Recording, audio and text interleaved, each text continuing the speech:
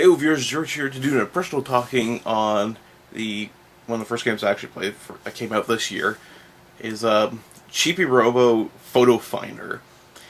Now, if you don't know what the Chibi-Robo series is, I don't blame you. There's only actually two other games in the series, and they came out. The first one's on the GameCube, the other one was on the DS, and hard games to find, believe it or not. But Chibi-Robo Photo Finder comes out rather randomly. I mean, I heard about it, like, I think last week, and I was like, oh, this sounds really cool, I can't wait for it. Comes out. That's Nintendo for you. So Chibi-Robo Photo Finder, basically what you do in Chibi-Robo Photo Finder is you take pictures like in real world, like you go around with your DS and you have to take pictures, but they have to fit in the outline of the silhouette. And when you take it, you transport it to what I can only guess is supposed to be the future, where the Chibi-Robo game takes place. Because this curator, called Mr. Curator, clever, wants to create a museum of nostalgia junk, which essentially is older stuff, obviously, that I can only assume doesn't exist in the Chibi-Robo universe. Things like a button is like one of the first things you gotta find, or an outlet. Now, few problems, but one of them isn't that big of a problem because it makes it better. Anyways, one of the things is you don't have to really worry about grabbing the exact thing. So, like, if you're looking for a button, you don't have to go looking out for a button. You just have to find a round object, and then what it will do is it'll take it and create it into a 3D object of a button, and it actually looks really cool. That's one of the big things that impressed me, is how it takes like a flat object, like the picture that you take. It takes that flat object and creates it into a 3D model, like, pretty quickly too. So that's really cool, and especially later on when you have to find things like a baseball or something like that, is when it gets really interesting, because it'll take that photo and wrap it around, sort of, but it doesn't do it in a bad way.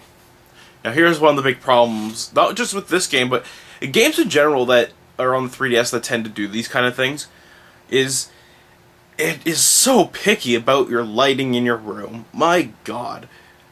Obviously you can see, hold on.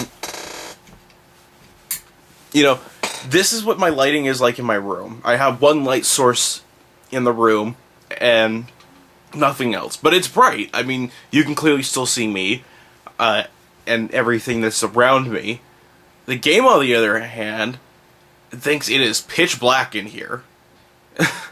I mean, the only place I get a good light source is right behind the stuff on the couch, and even then it's still really finicky about it.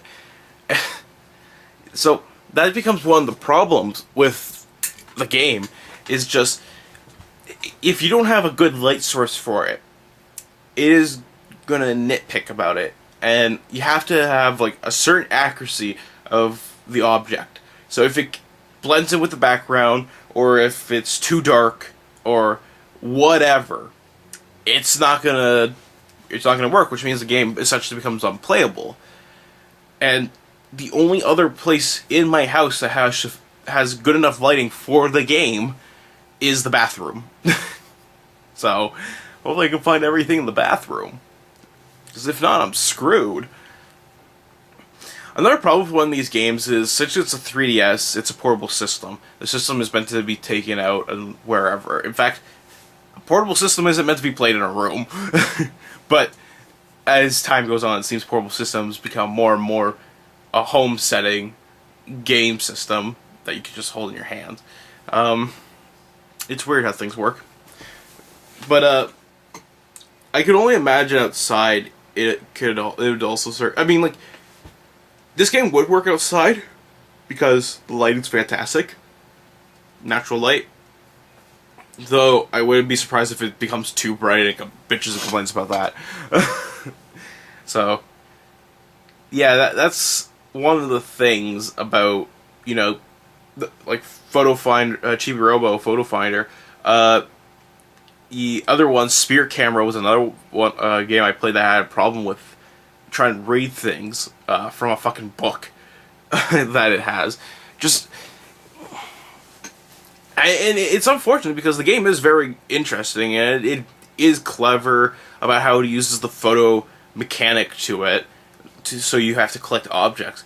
But end of the day, it's the cameras on the 3DS just aren't. There's something wrong with them because it makes everything a hell of a lot darker, which is really weird. Sorry. And really unfortunate because it makes the game unplayable. Is it broken? No, I mean, it uses everything fine. The controls work and whatnot. Though it brings in a lot of Chibi-Robo mechanics that just seem pointless in this kind of game, because in past Chibi-Robo games, you would have to explore your environment. You would have to complete missions to make the family happy or help save the park and whatnot. And one of the things you have to always keep aware of is how many watts you have, which is basically your health. And, you know, the more activities you do, the more watts get depleted. And you would plug in to recharge and also save your game. In this one, they have the watt system back in it, but it just seems pointless because you're not going anywhere where you wouldn't be near one. I mean, the 3 places you go is photo, the desk, and the museum. And they're not that big of environments. So it just seems really silly to have it. It's sort of there to be like, the other Chibi-Robo games have it, why not this one? Though, once again, since it's not a huge problem, it just seems like a pointless thing to throw in there. Since you don't really have to worry about it. And there is only one outlet in the game so far. There's Street Pass. Don't know what fucking Street Pass does because I haven't actually seen, because I just played it today. And I doubt I'll find anyone else who's played this game. So, with that all said and done, it's an okay game. It's worth playing. Maybe wait till hopefully the price drops. I don't know if Nintendo would ever drop their price on it, but if they do, that's the time to kind of get it, because the $10 mark is a bit too much for it, for what it offers, and the lighting problem is always going to be a problem, no matter what game it is. So, you know, with all else said and done, until next time, keep on gaming.